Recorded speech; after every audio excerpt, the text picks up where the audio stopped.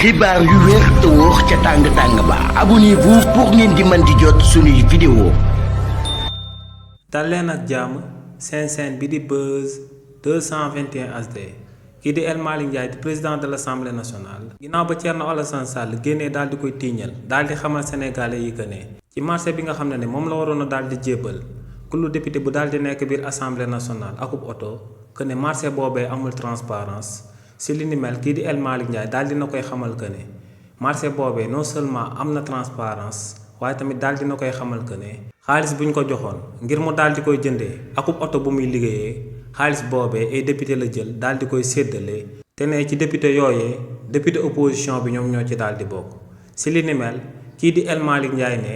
waa 14e législative bi maanaam député yu nekkoon biir assemblée nationale avant ñoom ñuy daal di ñoom waa 15e législative ne ñooñee député yu bëri ginnaaw bañ daan bàyyeekoo biir assemblée nationale dañoo amoon ay bor ci ay banque de la place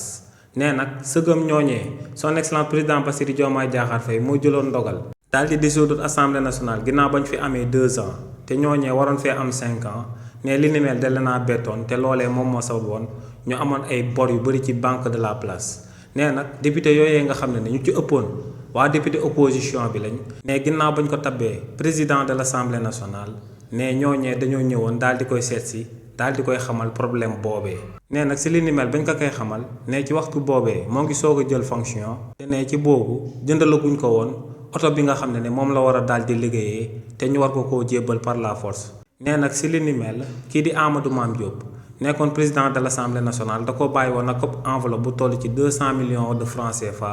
ngir mu daal di jënd oto waaye ne enveloppe 200 millions de francs CFA yooyee da koo jël daal di koy jébbal député opposition bu amoon ay bor biir banque ngir ñooñee mën a fay seen bor yi ne actuellement en tant que président de l'Assemblée nationale ne day àbbu oto biir présidence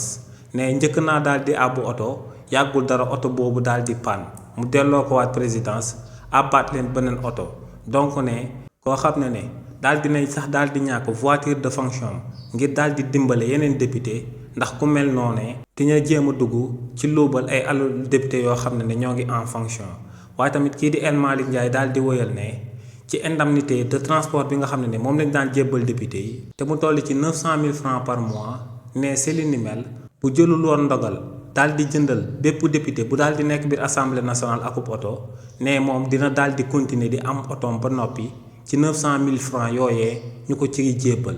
donc ne moom bu toogoon bañ a jëndal benn député oto ne loolu moom lay gën a arrangé waaye ne sëgëm daal dinay jëndal akub député bu nekk oto ne indemnité de 900 000 francs yooyee nga xam ne député yi dañ ci doon jot te moom mu ci daan jotaale ne actuellement nuñ ko dakkalee ci député yi moom itamit dañ koy dakkal ci moom donc ne moom marché bi nga xam ne moom la daal di amal ba daal di jébal ku lu député akub oto ne en réalité moom da cee daal di perte waaye ne Sénégal moom moo ci daal di gagné waaye tamit ne transparence moom rek moo ci daal di am. xibaar yu wér te wóor ca tàng ba abonnez-vous pour ngeen di mën di jot suñuy vidéo.